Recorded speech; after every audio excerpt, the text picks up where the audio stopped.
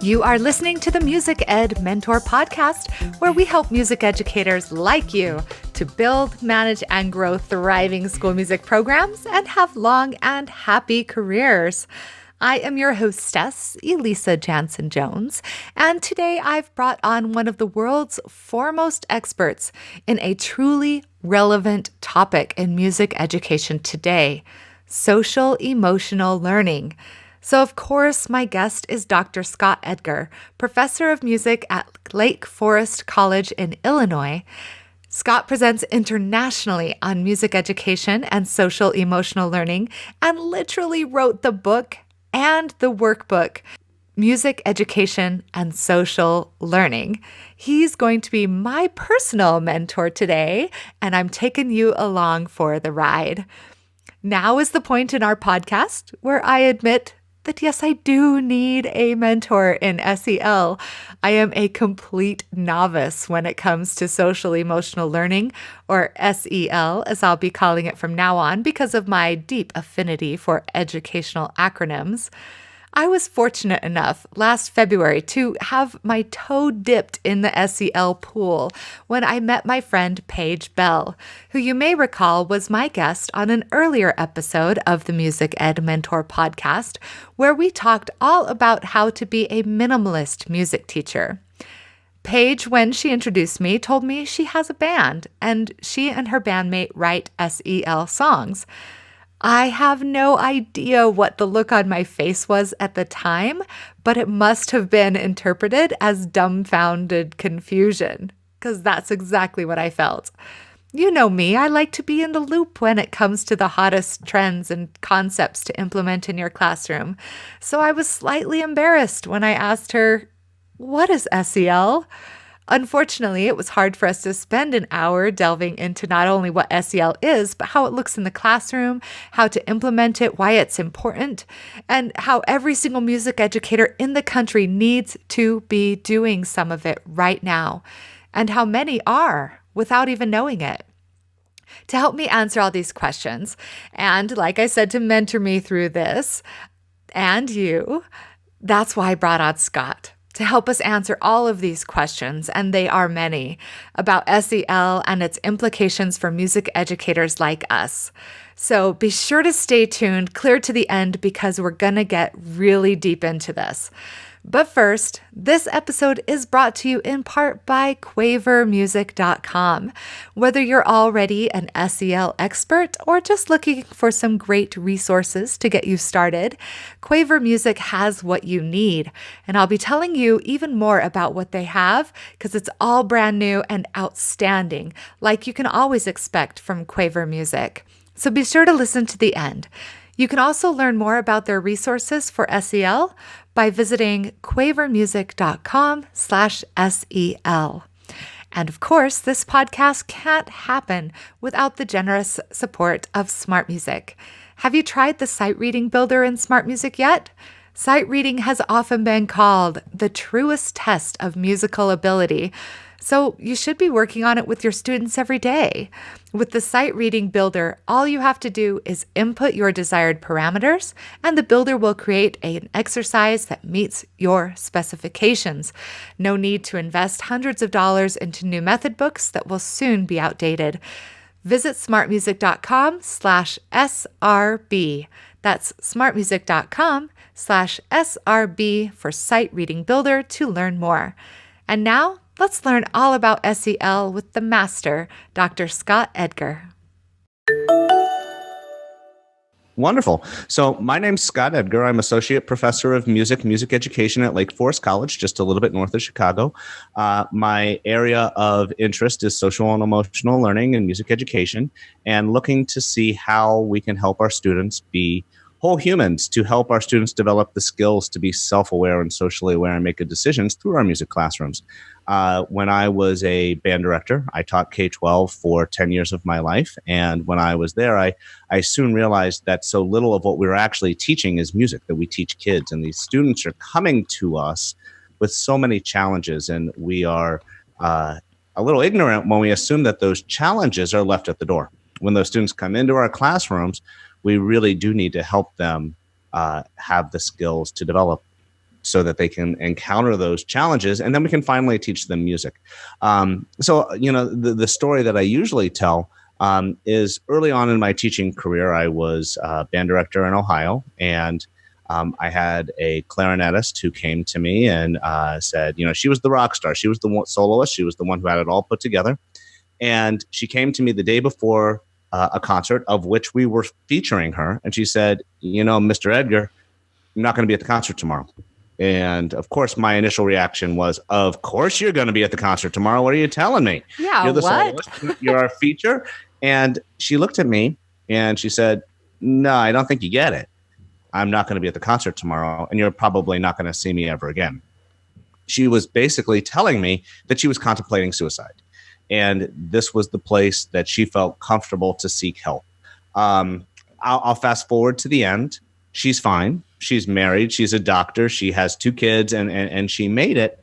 But at that time, she was dealing with all of these challenges, and she would show me how she was cutting her wrists and all of these external manifestations of all of this challenge and all of these things that that our kids are dealing with today. And, I was in so far over my head, it wasn't even funny. That is not something that I should deal with as a music teacher. However, she didn't trust the counselors. She trusted me as her band director. So she came to me. So this was like the aha moment that said, okay, Scott, we got to be able to do something as music teachers. Now, not be counselors. The second that she told me that, we went up to the counselor's office. And, one of my mantras is it's very, very important for us to know what we can do to help our students, but it's very, very important to know what we cannot do to help our students. And the second that we have anything about self-harm or harm of others, that is above our pay grade. And it was sent to a mental health professional. But I still felt like I owed her something.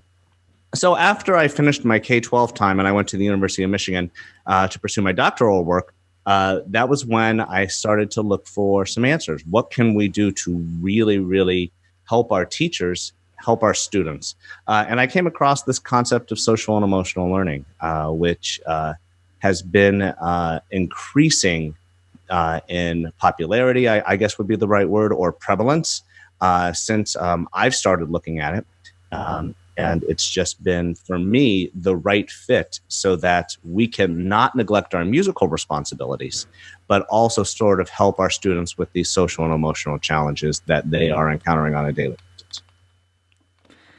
Yeah, that's amazing, because we've always been taught as music teachers that we're there to make a difference to students. I feel like most of us go into the career for that specific purpose, that we're not there to have this great musical experience, although if that happens, that's wonderful. But we're there to help our students, and music directly taps into the emotions and educates the emotions. And yet we are not taught how to do that in a really productive, proactive type of way. So does SEL help us be more proactive in those efforts? Spot on. Absolutely. So the big question that I'm finding more and more people ask me as we're going through the process of teaching them how to do SEL in the music classroom is, don't we already do this? Isn't this something that we are already doing in the music classroom? And the answer is, yeah, otherwise I wouldn't be spending all of this time working to make these connections between music and social and emotional learning. Music is an emotional art form, whether it be through listening, whether it be through performing or creating. Music is emotional. And beyond that, music doesn't just help us think we're feeling emotions. Music actually makes us feel emotions. It taps into our deepest heart and our deepest brain. And we have some really good people in neuroscience and other fields who are helping us to realize exactly for lack of a better term, the power of music. And then we're doing this in a group setting, whether it be elementary general sitting on the floor with boom whackers, or whether it be an ensemble at the highest level of either high school or college. We're coming together and we're socializing around music. Now, we may not always be talking. Our socializing might be communicating through our voices, through our instruments, but that's exactly what we're doing. So does SEL help us do that better? My argument is absolutely, every day of the week and twice on Sunday. When we are able to help our students encounter these challenges and to think about how they can be more self-aware and socially aware and make good decisions, they're able to compartmentalize some of these challenges that they're facing outside of the classroom, so that when they come to us, they're ready to make music. We can help them get along in a more productive way inside of our classroom. The big question is that I'm grappling with right now in my head is, so how do I answer the teacher who says, but we're already doing this?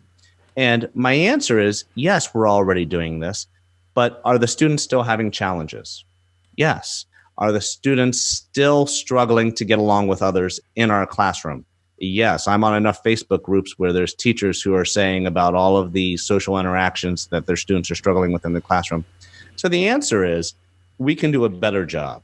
And for me, it comes down to being intentional. It comes down to being sequential, and it comes down to embedding it into the curriculum. One of the thoughts that people are having right now is, why is SEL such a big deal right now? Mm-hmm. And the answer is because the challenges exists.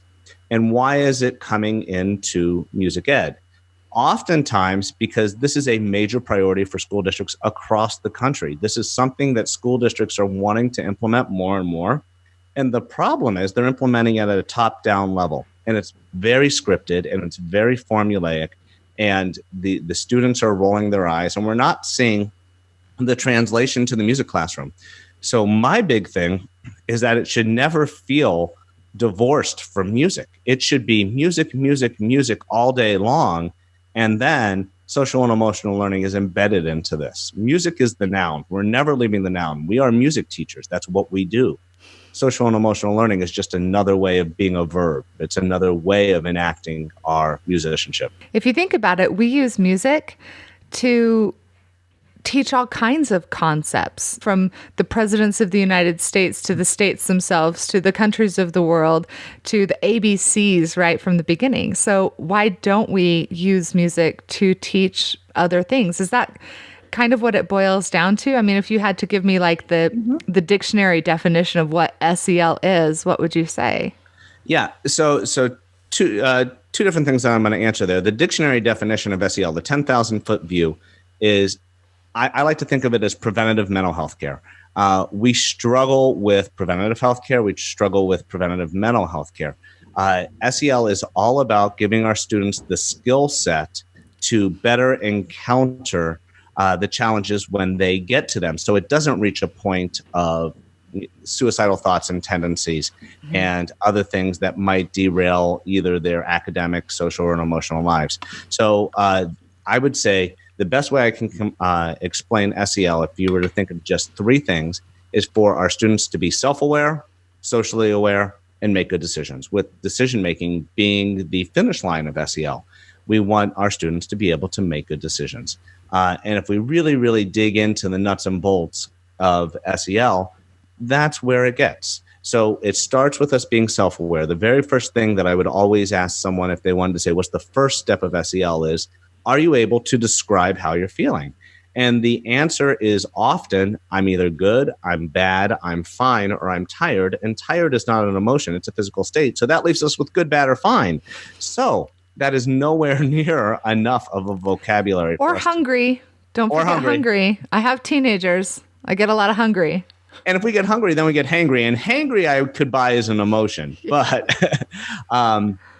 But it's very much, are we giving our students the vocabulary? So as I go through this, I'm going to tie it into music as we go. So when we're listening to a piece of music, are we able to articulate the musical elements? Are we able to say, this is the rhythm, this is the tonality, this is the tempo, this is the tessitura? And how does that evoke different emotions? When I'm performing, do I suffer from performance anxiety? Can I link performance anxiety to preparation? Am I able to say, hey, the more I prepare, the less nervous I am. The less prepared I am, the more nervous I am. Am I able to start to think about goal setting? In music education, we as music teachers do a great job of setting goals for our students. But a huge life skill is for us to be able to set our own goals. So are we providing a space in our music classroom for our students to say, here's what I want to accomplish by this point, here's what I want to accomplish by this point, and then enacting self-management. So I need to get my tush into the practice room so that I can make sure that I am ready to meet that goal. And then, the common practice of reflecting on a concert is great. But after that concert, can we really think about the preparation and say, this is exactly what I did to get here?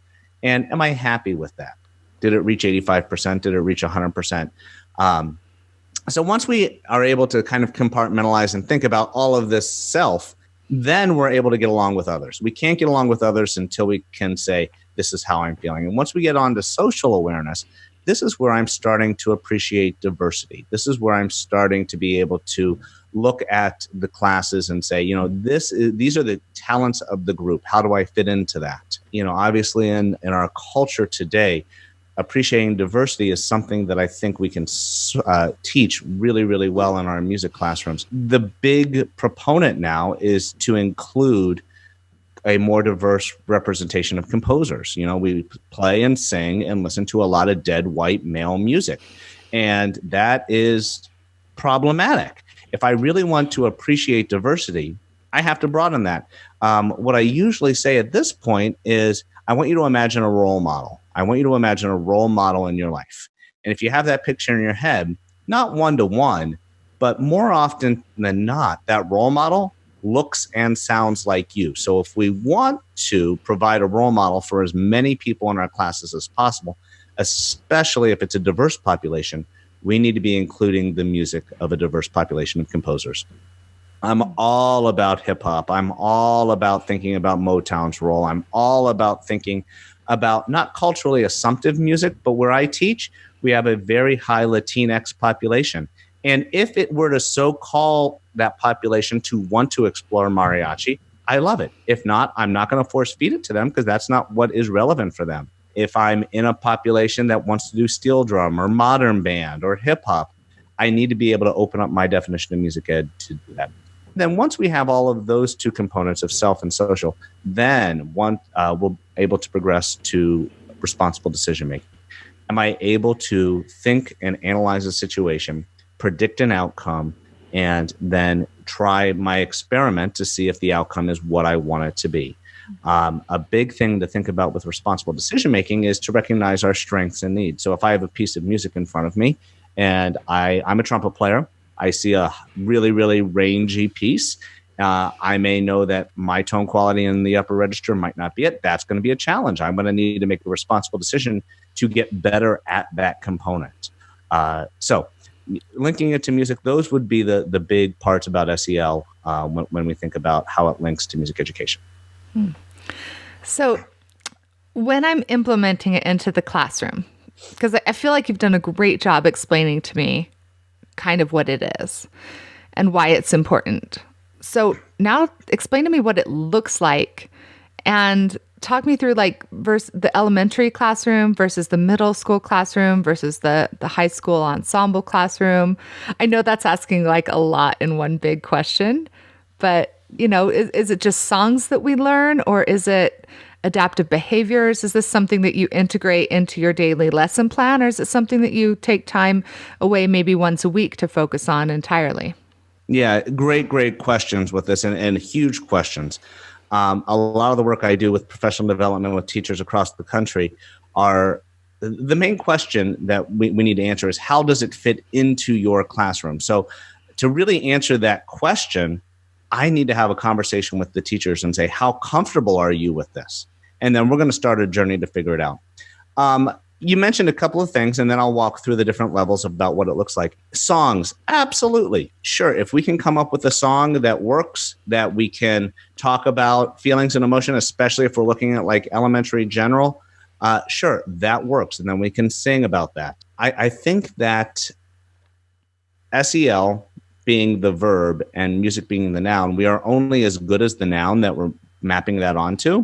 Mm-hmm. So the big question for me is, if I'm looking at transmigration of souls, or if I'm looking at music that tells a really, really intense story, there's 8 bajillion band pieces out there that have dedicatory, they're dedicated to someone who we have lost or something like that.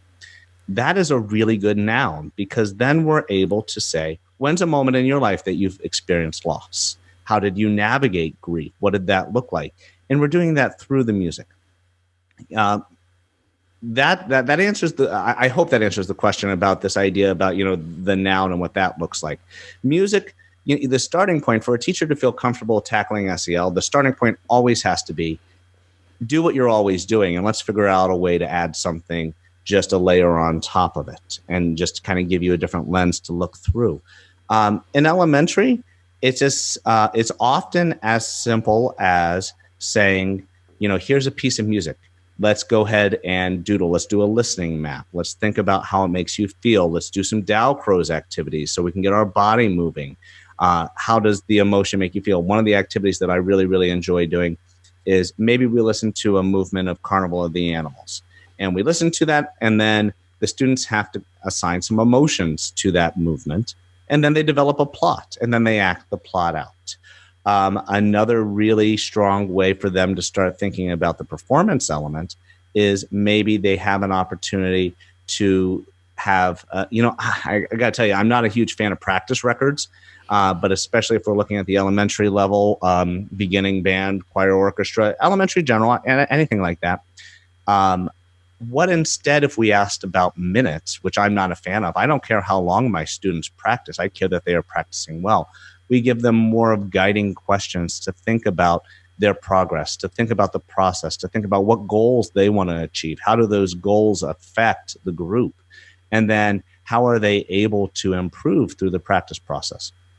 When we start to get up to the middle school, just because of what it usually looks like in music ed in the United States, it's going to be more ensemble based. Mm-hmm. So I think when we get here, we're going to start to be reflecting about things such as the students setting the goals, performance anxiety. We're going to be able to start to think about how are they interacting in the group? Are we talking about things such as leadership? Are we talking about things that are going to help our students really function well as musicians? Are we teaching them lifelong skills of creating music? If we are opening our classrooms up to composition and improvisation, are we asking them how they're feeling as they're going through that process? Where are they in their headspace when they're thinking about some kind of creative activity? Are they able to really think about what that looked like in their lives? And then when we get to high school, to me, this is the kind of the culmination of responsible decision making. One of the biggest challenges that I think our youth face today is the lack of an ability to be resilient, to persevere. When they experience failure, there's a high percentage that just give up. I don't like this, I'm done. And unfortunately, that is, I don't need to tell you that that's just a really bad mindset. And in music, we don't accept that. We don't accept that. That's why we have a rehearsal process. The question is when we get to high school and we have these concert cycles and we're getting halfway through and we're not where we want that piece to be, and we're kind of fighting through those mid-concert cycle kind of downs because maybe the students have lost interest in the piece.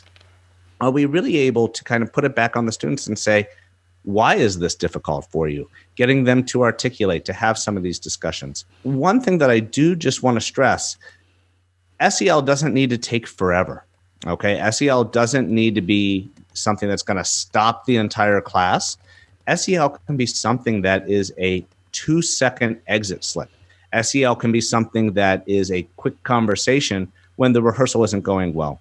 I know for me, earlier in my career, I would hit a spot and get really, really frustrated when an ensemble wasn't improving and I wasn't able to articulate how to help them improve. And I learned that, I'm not the only musical expert in the room. Let's just open it up to the students and say, how can we fix this? That's responsible decision-making, folks. That's how we're able to put this all together and make sure that I'm not the only person who is spouting from the podium. Yeah, and they can give some really profound insights too, because they're hearing what's going on in the ensemble more than we are on the podium often. Right. And that's something that I'll also do is I'll bring students up to the front because their ears need to get what my ears are getting and my ears need to get what their ears are getting. So I'll get off the podium. I'll bring them up on the podium. To me, as musicians, we listen for a living. That's what we do. But how often do we actually listen to each other with the same critical ear as we listen to music? And I guess that's the best argument I can give you for why is music the right space for SEL. So what are the different elements that we really need to focus on when implementing SEL in our classroom? Is it kind of broken down? Like we break down music into tone and intonation and articulation. Do we break down SEL in a similar way? Certainly. Yeah. And that's what I was talking about a little when I was talking about this idea of self, others, and decisions. That's the cleanest way that I can describe it. If we were to, there are different organizations who have interpreted SEL in different ways. And without getting too deep into the weeds, what we're really looking for is, are the students able to be self-aware and self-manage? Are they able to be socially aware and get along one-on-one with others? And are they able to make responsible decisions? That is the SEL construct broken down. If I were to have to translate that for music, it is all about what are my personal goals for making music and what does it look like for me personally in terms of how I am feeling about the music, performing, listening, whatever. How am I making music with others? And then am I really able to make good decisions to make my musical objectives happen? Do you cover coping mechanisms at all? Certainly. When you're hitting that, that wall or that ultimate frustration and the student just feels like they're going to scream or run out or whatever, how do you cover that? Yeah. So one thing that I do want to be just really clear about is that social and emotional learning and in any context is meant to be group. So sometimes when we have that one kid who is just about ready to scream and is going to come and want to talk to us individually, that's just good humaning. That's just good teaching. That's just what we're going to do because that's the right thing to do at the moment. SEL is all about group instruction. So I have this group of 75 students in front of me. How am I going to teach these skills? So coping mechanism, that's absolutely one of the most important, I think, life skills that we can teach our students. And depending on the situation, coping might look like perseverance. Coping might look like resiliency. Coping might look like something that we need our students to respond to disappointment. When I was a K-12 teacher, one of the most stressful days of the year was when I either put the jazz band audition results on the board or whether I put the leadership results on the board or the cast list for the musical. And early on in my career, I put it on Friday and ran like heck because I didn't want to have to mess with all of the drama. And then I realized that negotiating refusal is a really, really critical skill set that we can help our students with. So later in my career, I posted it and I said, you're not allowed to come talk to me for 10 minutes. But after those 10 minutes, if you needed to come talk to me and talk through some of your feelings at this point, 9 times out of 10, it's disappointment or they're ecstatic, depending on how it fleshed out, then I would have an opportunity to talk to them. And my rules were I will never talk about someone else's audition or I would never talk about someone else's performance, but I would honor that student's process of working through this coping mechanism to work through and talk through that with them, to run. And I totally get it. I fault no teacher who runs after they post the list, but that's a really, really profound moment that we can teach a life skill through negotiating refusal. I still remember I didn't get a solo my junior year in high school, and man, I wanted that solo. It was such an important solo for me to get, and I didn't get it. And I'm 40 years old, and I remember now that I didn't get that solo, and that's okay. I made it. Life's okay. So contextualization's really key. Really quick, just a couple of other terms. We talk about buzzwords. SEL, yeah, it's in there, but there are a couple of other terms that are being bantered around a ton that I want to just kind of bring into the conversation because we talk about coping. Oftentimes, this looks like trauma-informed education. How do we enact our students with our students when they're encountering some profound trauma in their life? What does that look like? So I often, I don't feel comfortable really talking a ton about trauma-informed right now. That's sort of my next steps, is figuring out how SEL intersects with trauma-informed. It's all about empathy. It's all about how do we interact with our students. But that's my next step, is thinking about trauma-informed. Other things that sort of interact, restorative justice is another term that could be bantered about in the same arena. In the past, we've talked about character education. We've talked about emotional intelligence. Those are all sort of different interpretations of what we're talking about today. Is that like social justice? No, a little different. I mean, social justice certainly has a component. To me, that really, really hits at the social awareness component of SEL. Am I able to advocate for those who need it? Am I able to stand up and make the right decision? Am I able to be self-aware to understand my own background and how that might contribute to me believing in social justice or not? And then am I able to have those conversations in a way that's healthy and productive? So social justice certainly has a component there. It is certainly more of that second zone of SEL, not the first. All right. So as an elementary teacher, Sure. I can start talking more about how the music makes us feel, about how we can use music to cope with whatever we're feeling. We can incorporate some songs and some activities. Do you want to hear my favorite one that I did without even Sure. knowing that it was SEL? I would love to hear it. I had this whole emoji theme one year. Yep. And so I printed out different emojis and I had a round room. So I stuck them around the room and I would play a clip of a song and they would have to go and stand by the emoji that reflected how that song made them feel. And a bunch would, go to happy and maybe 3 or 4 would go to, angry, for example. And I would walk them through, well, why did it feel happy to you guys? And why did it feel angry to you? And they had to articulate that emotional response, which for second and first in kindergarten is so entertaining to listen to. And then for a middle school ensemble, you're suggesting we start by bringing in some diversity when we talk about composers and music, and we talk more about a wider range of cultures, perhaps? Certainly. And what that can look like. And in high school, do we build more on top of that with more advanced stuff? Absolutely. When we get to the high school level, that's where I feel, first of all, there's sometimes, I'm sorry, I just have to stop. I love that activity that you were describing where you had the emojis around. I believe that emojis are the language of our youth's emotion, and that is a completely appropriate place to start. I have emojis all over. If you send me an email, I'm going to respond, and it's probably going to have an emoji. And I don't care if it's you or the president of Lake Forest College, it's going to have an emoji in it just because it clarifies my emotion and contextualizes everything. Is that the finish line? No, but it's a great starting place. So emojis are brilliant. Further, I love that you had it be mobile, that they were at different spots in the room. So the students were actually able to explore their environment and be social within that. So home run on that activity. Woohoo! Really great. I believe that every single classroom, music or otherwise, in this country needs to have some kind of poster in their room of emojis, of different emotions. And this is the best way to get our students to think about different emotions and have a robust emotional vocabulary.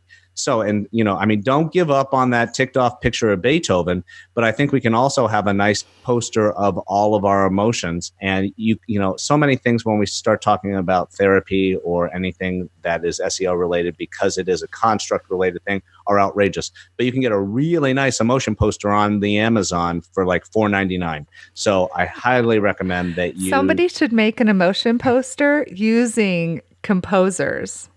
Oh, I love it. I'm on it. Right? like adding smiles or frowns or, just an idea out there for somebody who wants to make $1 million on TPT. Oh, I love it. Oh, it's brilliant. Yeah, perfect. So then, thinking about the high school, I think high school is one of the first times that we actually have our students experience and experiment with adulting. They have a little bit more independence to navigate. And I think that sometimes that's difficult. I mean, I certainly see that when I get first year students to college, is that when they have that independence, oh my goodness, how do they navigate that? So that's when I think that we can give a little bit more of the onus to the students. I'm probably not going to ask a kindergartner, some of these more advanced things in the way that I would ask a high schooler. But a personal hero of mine is Mr. Rogers. None of the topics that we're talking about, nothing that we're thinking about right now is too big for a kindergartner. We just need to figure out the right way to Mr. Rogers it down to a level that the kindergartner is going to be able to respond to. So when we get to high school, I think we can start talking a little bit more about what these are in the language that we would as an adult, for whatever the word adult means these days. But I'm all about thinking with these high school students about how they want their education to look and giving them a little bit more onus to their own education and thinking about how they want their musicianship to look after their high school experience and really getting them to understand that music is not one of the things that has to go away after they graduate. It breaks my heart when I look at all of the transcripts of the students who are coming to college and maybe 25% of them are choosing to continue musicianship into college. They can make that choice and they can make that choice in high school. So to me, that's that SEL element of that high school level is how can I teach you through music to love music, to take these skills that we're learning in music classroom, in band classroom, in choir classroom, in orchestra classroom,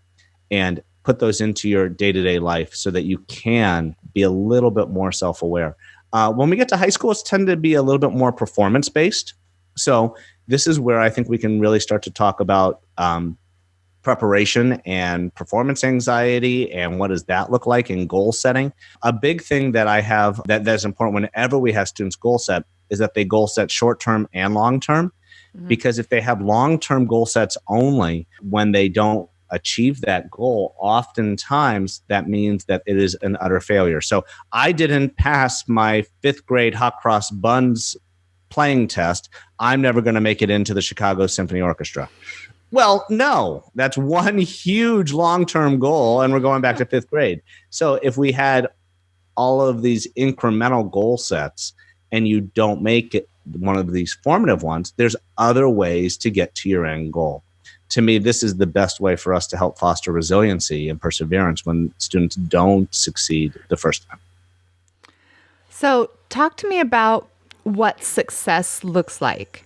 So we've been implementing some SEL things. We've been teaching songs and adding some more diversity and really being intentional about goal setting and incorporating all of this into our classroom. When do we start to see success, and what does that look like for us?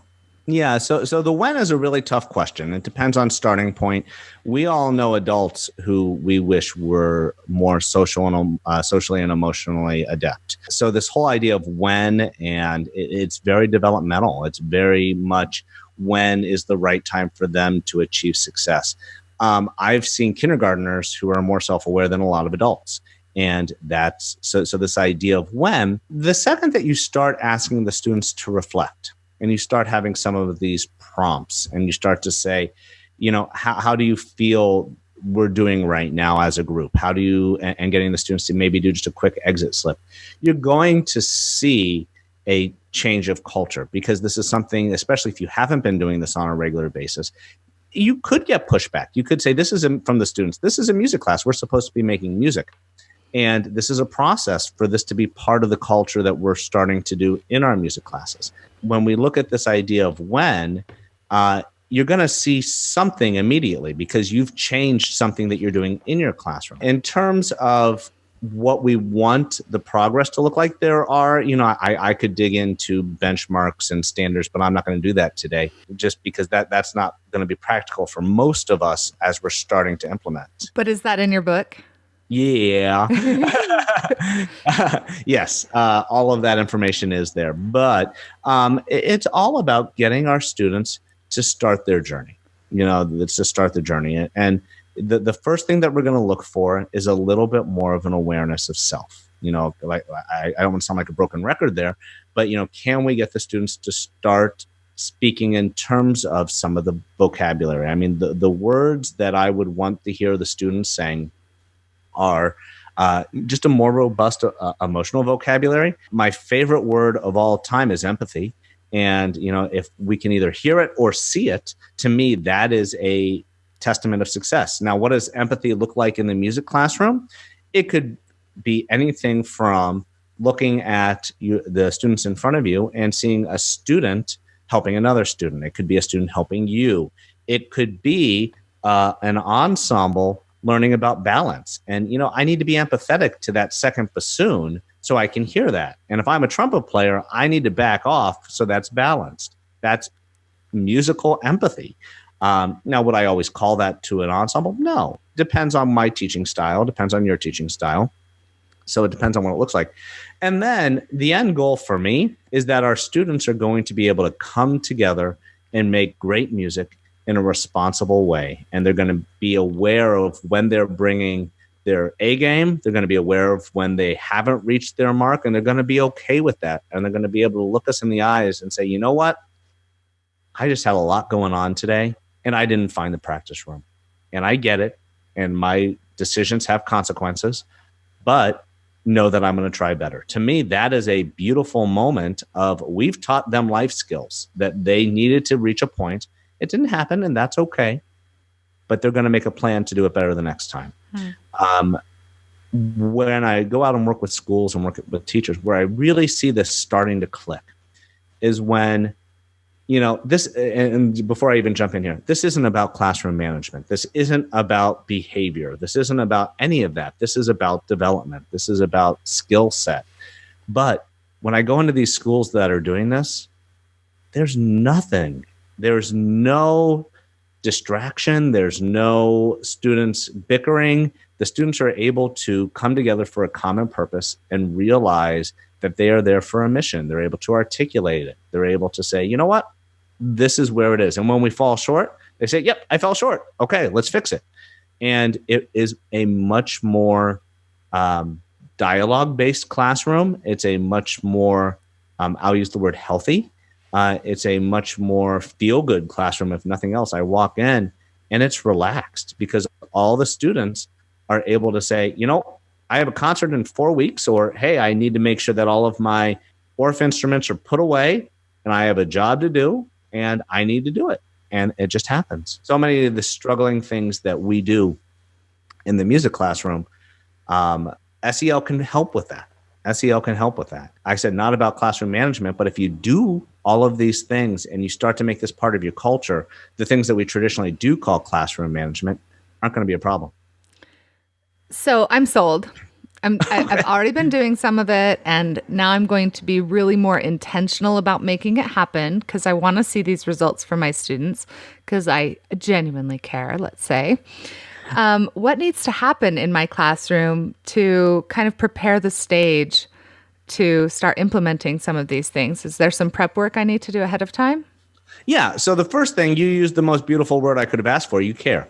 The first thing is you need to mentally set the stage to say, I'm going to do my job that's going to be musical, but it's going to be more than music.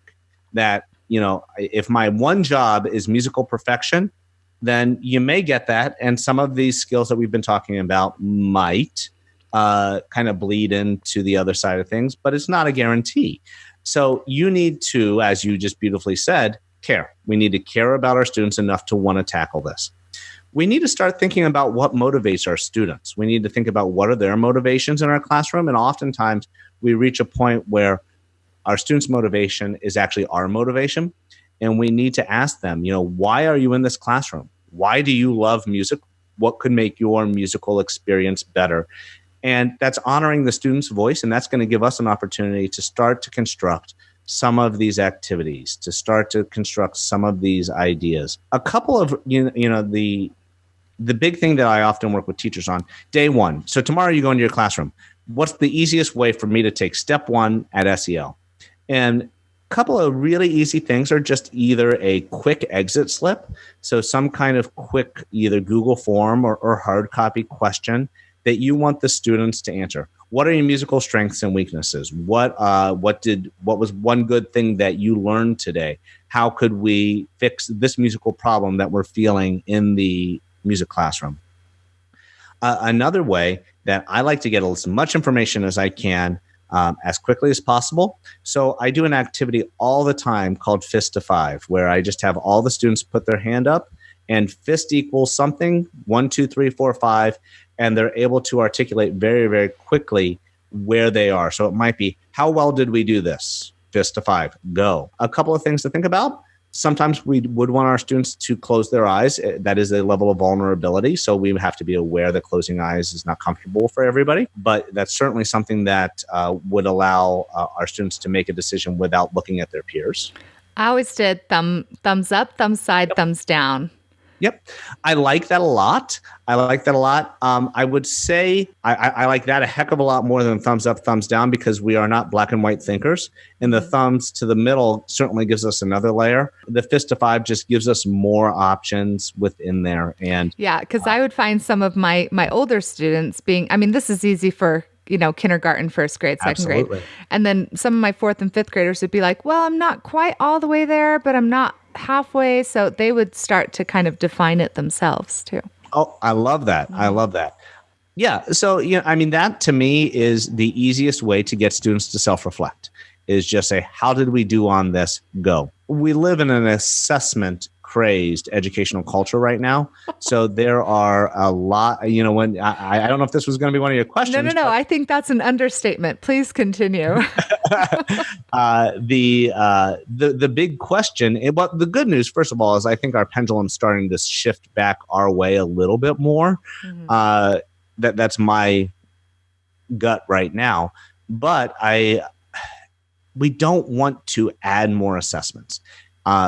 So the first thing is, the fist to 5, getting the students to do a quick exit slip. Those are things that we as teachers can do. I don't want anything with SEL to feel like, I have to have an advanced degree in psychology to do this. That's not what this is about. The assessments actually could be something that would enhance your musical assessment. Can students reflect upon their own musical strengths and weaknesses?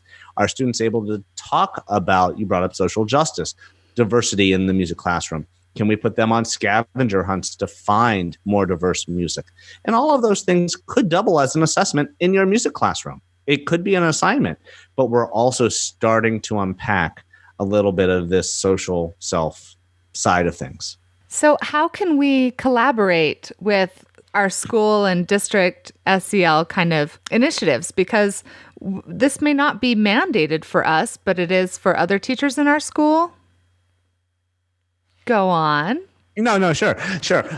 So the word mandate is a tough one, because in my classroom, I see it as responsibility. It's my job to help my students. I personally put a mandate on my shoulders that if my students don't walk out with some of these skills, then I didn't do my job. So I'm going to self-mandate that on me.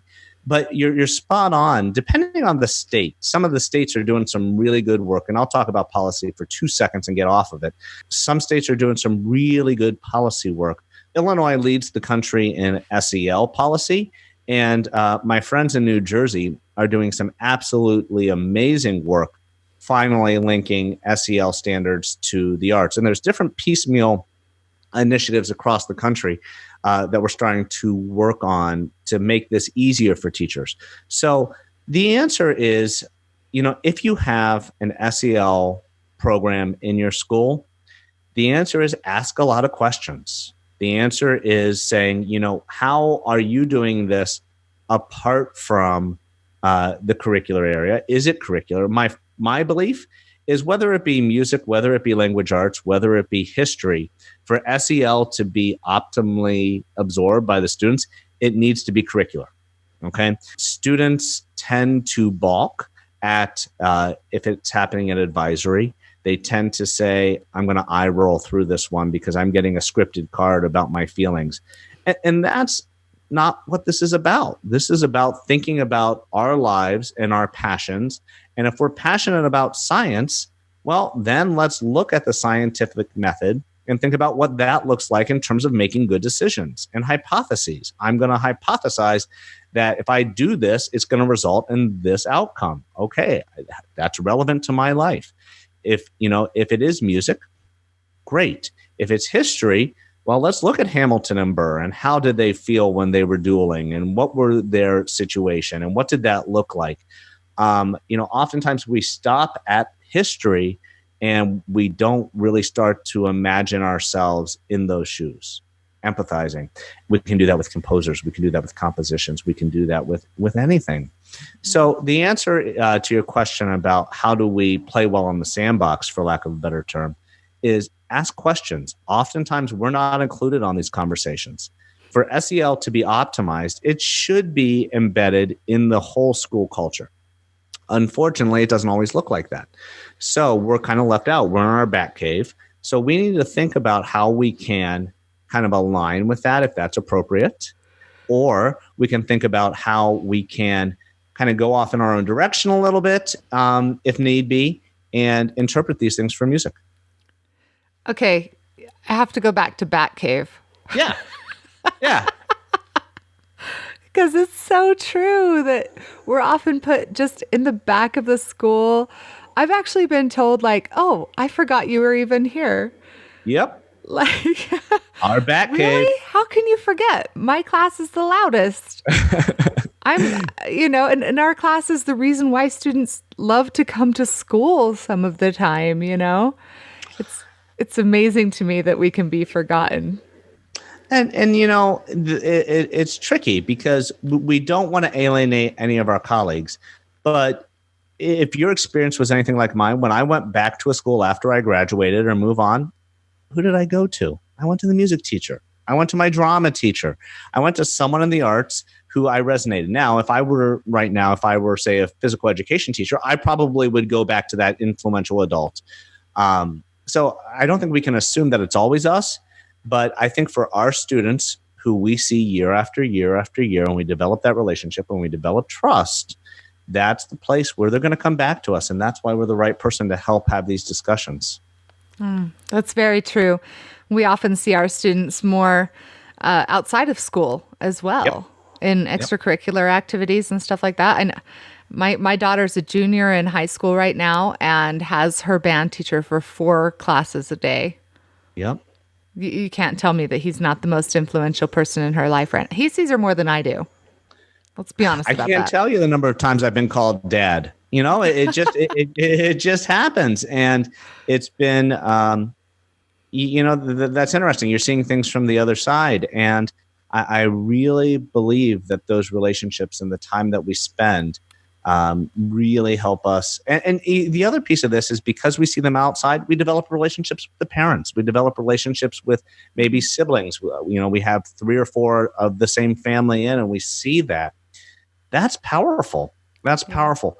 When SEL really takes off, the parents are involved too, because we know it's being reinforced at home. And that's where we're really building these skills. Okay, so I'm sold on implementing it. You've told me how to prepare my classroom, how to work with others, some activities that I can do to get started on, kind of the low-hanging fruit. What are some of the challenges I might face when trying to implement this kind of learning in my classroom? Yeah. So how much extra time do any of us have? None.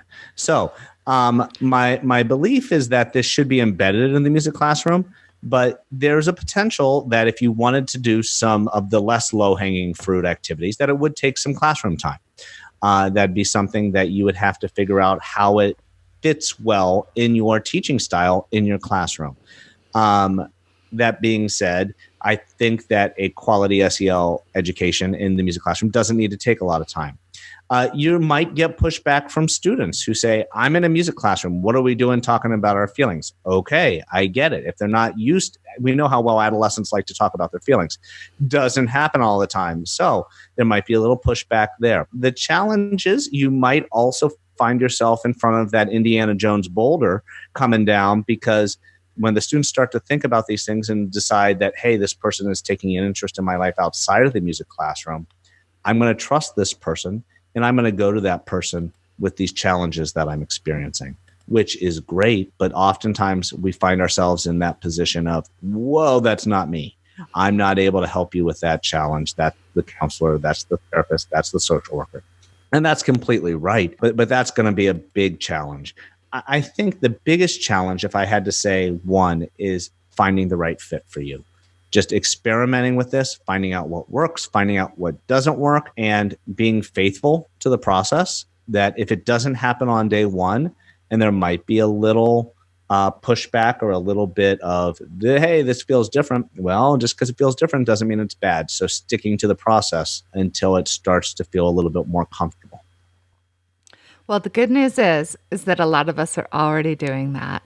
Absolutely. You're already probably doing some of these activities in your classroom right now, whether it's a post-performance, self-assessment, or just talking about how the music makes you feel, or how a composer must have felt when something happened in their lives. So there's lots of great ways to implement this, and a lot we're already doing and being successful at. And just another little way that we can capitalize on what makes the music classroom special. I mean, this is conducive. And if we can just be a little bit more intentional about embedding it regularly and thinking about this construct of self, others, and decisions, and making it, curricular is too strong of a word, but just making it sequential so that we're really getting our students to a life place that we want as we're getting them to a musical place that we want. Can I just say, I love that self came first when you listed the 3 elements. Yeah. I feel like those of us who are a little bit older were taught our whole youth, like, it's not about you. You're not special. Don't give too much time to yourself. Like, we weren't taught to manage ourselves first. We always were supposed to think of others and share and put others first. But how can we do that if we don't take care of ourselves? And we see this in our colleagues who really, really struggle with taking any time to take care of themselves. I love that we're teaching our students that their self needs to come first. Well, and not just our students. We as teachers need to come first. We talk about self-care, and we talk about burnout, and we talk about all these really important things for us to wrap our heads around. We are absolutely in a profession that can take the life out of us in a hurry. We need to teach our teachers to be able to engage in self-care and to be self-aware before we are really jumping into the deep end of how can we take care of our students. Yeah, even if we're doing it only to be a good example to our students. Oh, absolutely. To just show them that it's okay to be a human, and show them how to be a good human who loves themselves and takes care of themselves. Oh, you're spot on. And so much of what we do is modeling. And, if we do have this role in our students' lives, how intense is it for us to be able to model these things? I often use the example of how many times have you been in an ensemble yourself as a performer where the conductor makes a mistake and then blames the ensemble. And you're like, pal, that was on you. And right. And then, but we're all feeling that it's like we're getting the blame. So, if we can't model, if I make a mistake on the podium, or if I make a mistake and I don't sing So Me in tune, okay, hey, it's on me, folks. 1, 2, ready, go. Let's do it again. Mm-hmm. I just modeled resiliency. I just modeled the ability to pick myself up when I err. I normalized that it's okay to make a mistake. We need to model that. And that's spot on, that we need to start by modeling our humanity as individuals. Well, that makes me feel a lot less bad about last school year when my dad, who was my mentor and my colleague as a music teacher, and he passed away very suddenly. And I, took a week off work to deal with kind of all of that because his affairs weren't in order in any way whatsoever. And I came back, and it was really hard to teach band. Sure. Because I could hear him in my head. You know what I mean? And at one point, and sorry, I'm going to cry here. Oh, no. At one point, I just lost it. And I went right over to my desk in the classroom, and I put my head down, and I just cried. And my, 51 fifth graders were sitting there with their band instruments, and they just sat quietly and waited. And a couple came over and patted me on the back, and I got up and I said, "I'm sorry, you guys, I just miss my dad." And they were so cute about it. But I'm glad that you said we should model that kind of vulnerability and that we can be human, because I'm afraid I've done that too much. It's a good question about how much do we let students into our lives. But, I'm going to go back to your earlier question about what does success in SEL look like? The students coming up and patting you on the back in that moment is success. Mm-hmm. The students being able to say, okay, need a moment. That's okay. That's success. That's what SEL looks like when the students are able to kind of take a step back and say, this is where, this is what needs to happen here. And that's okay. Yeah, they're outstanding. I just love those kids so much. But you know what? They're not outstanding by accident. They're outstanding because they've had an opportunity to work through some of these things, to go to the emoji corners of your room, to have those things purposefully put into their lives in their music classroom. Mm-hmm. It's not by accident. Well, nothing is it? Nope. So let's be intentional about implementing some social and emotional learning into our classroom and take that next step. So speaking of next steps, your book is a good next step. Tell us a little bit about your book. Absolutely. I always hit this point of kind of crawling in my turtle shell. So both my parents are social workers. They're both mental health professionals. And we talked about mental health growing up in my house and normalized it. There was no stigma. There was never stigma. And so when I finally had an opportunity to start really making these connections, it was actually the semester that our son was born, and I was on sabbatical. And, you know, before he was born, I had a couple months, and I just really kind of put a ton of time into this wonderful resource, in my opinion, that just to wrap my head around all of these things. And I tried to figure out exactly what teachers need. It's an easy read. I don't want it to come across too theoretical, too researchy. The first few chapters set up the what needs to happen in a music classroom. I have Jared Rawlings from Utah, who contributed a chapter on bullying. And I have Jackie Kelly McHale from DePaul University, who wrote a chapter on socialization in the music classroom. And then we talk about a little bit about that we're not counselors, but how can we engage in our classroom if we do find ourselves in that setting? And then 8 bajillion and a half activities. I wanted this book to be absolutely activity-based. So you find an activity that resonates with you, and then you adapt it. When I finished the first book, I kind of came to a realization that I wasn't supporting the teachers enough. So we did a second book that is a workbook. So there's a student workbook that accompanies the book that has a PDF download that teachers can copy all these pages. And if you're looking for that easy, by the way, nothing about SEL, nothing about teaching music is easy. But if you want the easy act of just pressing print, the workbook's going to give you those ready-made assessments in a pretty tangible way. So that book came out a year later, and it's all about these activities, and it's divided into those 3 sections of self, others, decisions. So there's a chapter on self. There's a chapter on others, and there's a chapter on decisions. And the activities align with those objectives. It isn't easy, but it is worth it. In my book, every day of the week and twice on Sunday. Awesome. Well, thank you so much, Scott, for this outstanding conversation and sharing your vast knowledge and in-depth answers to my many questions about SEL. And I think we all feel a little bit more secure in implementing these in our classroom. So thank you so much for that. It's been my pleasure. This has been a lot of fun. Thank you so much for giving me an opportunity to talk.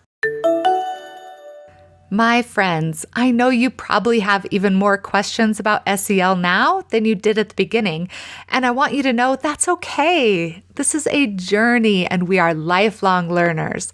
But hopefully you feel a little more grounded and you know where to go from here. I've compiled all of the links we talked about in this episode on the show notes page, which you can find at smartmusic.com/blog. Just enter podcast in the search bar. Thank you to quavermusic.com for helping make this special episode happen. As music educators, we have the opportunity to teach our students more than just music. Every student who walks through our doors has physical, social, and emotional needs, often beyond what we can see. As incidents in bullying and school violence take center stage, schools are recognizing the need to pay attention to these needs in our students. Social and emotional learning focuses much needed attention on the development of these soft skills, including self-awareness, relationship skills, personal safety, and so much more. Luckily for us, the music classroom is the perfect place to focus on these important skills. Just think about what's already happening in your classroom. Students are working together as they sing and play in unison. They're identifying their feelings and expressing them through musical composition and performance. They're engaged in your lessons because they are connecting on an emotional level, which makes them ready to learn in school and throughout their lives. The team at Quaver Music has been studying this connection between music and SEL skill development and has added new songs and activities to their music program to support it. By highlighting this connection in your classroom, you can build on what you're already doing to impact your entire school. And isn't that why we got into music in the first place? For ideas on integrating SEL into your classroom, visit quavermusic.com/SEL. Thank you to Scott for being my guest, to Smart Music for making this podcast happen, and thank you to you for sharing this time with me. Thanks to all of our listeners who have filled out our podcast survey, and if you haven't yet, you can. It's on the show notes page as well. You guys are absolutely the best. Thank you for all that you do for subscribing and especially for giving us a 5-star rating on iTunes. It really does help music educators find us, and it's easy to do. From the podcast app, just click on Library, then Shows, and click on our Music Ed Mentor icon. Once you've clicked on that, just scroll to the bottom and you'll see the stars. You don't have to type in anything. Now, go forth, my friend, and express awesomeness everywhere you go. And keep teaching on.